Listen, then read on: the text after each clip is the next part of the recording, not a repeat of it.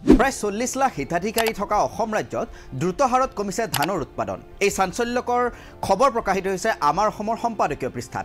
2022-23 বৰ্ষত অসম চৰকাৰে 272টা ধান ক্ৰয় কেন্দ্ৰৰ জৰিয়তে 9,53,250 মেট্ৰিক টন ধান ক্ৰয় কৰিব খুজিছিল, কিন্তু ক্ৰয় কৰে মাত্ৰ 6,92,846 মেট্ৰিক টন।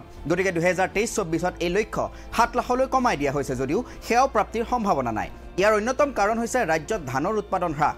উল্লেখ্য যে 2018-19ৰ পৰা অসমত ক্ৰমাগতভাৱে ধানৰ উৎপাদন কমি আহিছে। ধান খেতিৰ উপযুক্ত হৈও মাটি চন পৰি ৰোৱাৰ কাৰণ হৈছে যে মানুহে খেতি কৰিবলৈ এৰিছে।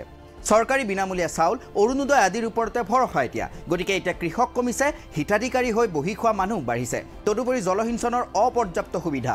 অসমত ধনী কৃষক মাত্ৰ 0.14%, বাকী 68.13% দৰিদ্ৰ আৰু 18.07% ক্ষুদ্ৰ কৃষক। বেছিভাগ দৰিদ্ৰ আৰু ক্ষুদ্ৰ কৃষকে কৃষিকৰ্ম এৰিব ধৰিছে। বৰ্তমান অসমত 40% কৃষি নিৰ্ভৰ পৰিয়ালো নাই। প্ৰশ্ন উঠিছে, হিতাধিকাৰী সৃষ্টিৰ বাবে দ্ৰুতগতিত ধান উৎপাদন হ্ৰাস পাইছে নেকি?